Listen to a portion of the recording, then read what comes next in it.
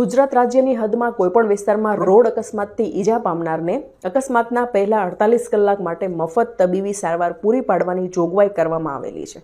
ઈજા પામનાર વ્યક્તિ ગુજરાતી હોય કે બિન ગુજરાતી હોય તો પણ આ યોજનાનો લાભ મળે છે, જેમાં અકસ્માતના પહેલા 48 કલાકમાં અપાયેલ સારવાર, ઓપરેશન વગેરેના ખર્ચ પેટે 50,000 સુધીની રકમ સરકાર સીધી હોસ્પિટલને ચૂકવે છે અને આવી યોજનાનો ગેરલાભ ખાનગી હોસ્પિટલો ઉઠાવી રહી છે। કઈ રીતે ગેરલાભ ઉઠાવે છે એ પણ જાણી લો અને આ વિશે જાગૃતિ પણ ફેલાવજો। નમસ્કાર બધાને।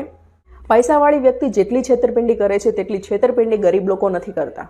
ગરીબો માટે સરકારની કોઈ પણ યોજના હોય તેનો સૌથી મોટો લાભ ઉઠાવનારા મૂડીપતિઓ જ હોય છે, તેમના પેટ ક્યારેય ભરાતા જ નથી। Retired IPS officer Ramesh Savani દ્વારા આ વિષય પર લેખ લખવામાં આવ્યો છે। લોકો સુધી આ વાત પહોંચાડવી એ મારી જવાબદારી, માટે ધ્યાનથી સાંભળજો અને બધાને જ શેર કરજો।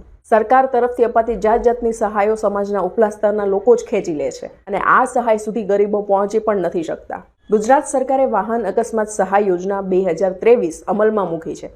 જેમ જેમ વાહનોની સંખ્યામાં વધારો થાય છે તેમ એક્સિડન્ટનું પ્રમાણ પણ વધતું જાય છે। ગુજરાતમાં દર વર્ષે લગભગ 30,000 રોડ અકસ્માત થાય છે, જેમાં 6500 જેટલા લોકોના જીવ જાય છે। હવે જો એક્સિડન્ટ થયાના 1 કલાકની અંદર જ ઈજાગ્રસ્તને સારવાર મળે તો તેને બચવાના ચાન્સ વધી જાય છે અને મૃત્યુનું પ્રમાણ પણ ઘટાડી શકાય છે।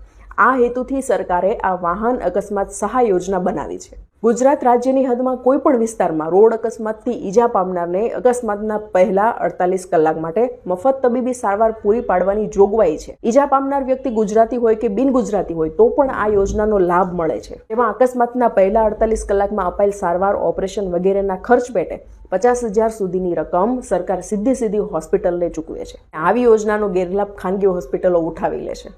અકસ્માતમાં ઈજા થઈ હોય તો મેડિકો લીગલ કેસ દાખલ થાય છે અને સરકાર તરફથી સહાય મળે છે, પણ અકસ્માતમાં ઈજા ના થઈ હોય તેવા દર્દીઓ પર પણ હોસ્પિટલો એમએલસી એટલે કે મેડિકો લીગલ કેસ દાખલ કરે છે। એમએલસી એટલે જેમાં ગુનાહિત પ્રવૃત્તિ હોય, ઈજાઓ કે માંદગીના કારણની ખાતરી કરવા માટે તબીબી નિષ્ણાતની આવશ્યકતા હોય ત્યારે એમએલસી દાખલ થાય છે અને આવો કેસ દાખલ કરીને હોસ્પિટલ સરકાર પાસેથી પણ પૈસા પડાવે છે અને દર્દી પાસેથી પણ પૈસા પડાવે છે। એટલે આ યોજના વિશે દર્દીને જો જાણકારી ના હોય તો જ આવું થઈ શકે છે। દર્દી અને સરકાર બંનેને લૂંટવાના માટે સરકાર સાથે છેતરપિંડી કરતી અને અઢળક કમાણી કરતી ખાનગી હોસ્પિટલોનો પર્દાફાશ કરવો જરૂરી છે, જેથી કાયદેસરની કાર્યવાહી થઈ શકે।